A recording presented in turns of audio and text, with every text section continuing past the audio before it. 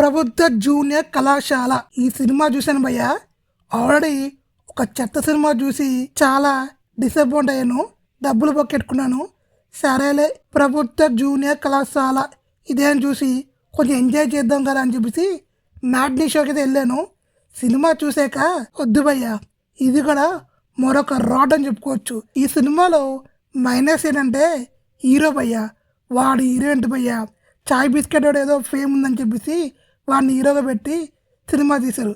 ఈ సినిమాలో వాడైతే అస్సలకి సెట్ కలా భయ్య, వాడు ఉడతల పట్టి మొహం. నేనైతే సినిమాలో వాడు పెద్ద ఇరిటేషన్ భయ్య.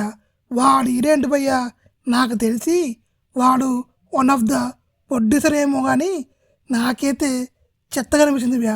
హీరోయిన్ చాలా బాగుంది భయ్య, తన కళ్ళు అయితే వేరే లెవెల్. ఈ సినిమాలో నాకు నచ్చింది ఏంటంటే హీరోయిన్ ఒకటే భయ్య, హీరోయిన్ చాలా అంటే చాలా బాగుంది. ఇంకా ఈ సినిమాలో స్టోరీ స్క్రీన్ ప్లే చెప్పుకోవాలంటే రొటీన్ భయ్య. ఆడిట్ సినిమాలు మనం చాలానే చూసాము. ఈ సినిమా ప్రొడక్షన్ వాల్యూస్ ఓకే అనిపించాయి, అంటే ఇది ఒక లో బడ్జెట్ సినిమా కదా అలానే ఓకే అనిపించాయి. ఈ సినిమా థియేటర్లో అయితే ఎవడో లేరు భయ్య, తిప్పు కొడితే ఒక 30 మంది ఉన్నారే తప్ప ఇంకెవడో లేదు భయ్య. ఈ సినిమాకి ప్రమోషన్గా లేదు, ప్రమోషన్ ఉన్నా కూడా ఎవరు చూడు భయ్య. ఎందుకు భయ్య నాకు అర్థం కాదు, తీసిన స్టోరీనే 10 సార్లు ఎందుకు తీస్తారో అర్థం కాదు భయ్య. సరే అమ్మ కుర్చీని మడత పెట్టి దెంగాలి భయ్య. ఓఎంజీ బాలే కదా, ఇదేనా బాగుంటుందేమో అని, ఒక టీనేజ్ లవ్ స్టోరీ కదా బాగుంటుందేమో అని టికెట్ కూడా సినిమా దీంట్లోకి వెళ్తే వీడు కూడా సేమ్ టార్చర్ చూపించాడు. సినిమా అయితే బాబోయ్ వరస్ట్ సినిమా భయ్య. నేను సండే ఫండేలా ఉంటుందేమో అనుకున్నాను కానీ సండే ఇంత చెత్తగా ఉంటుందని ఎక్స్పెక్ట్ చేయలేదు.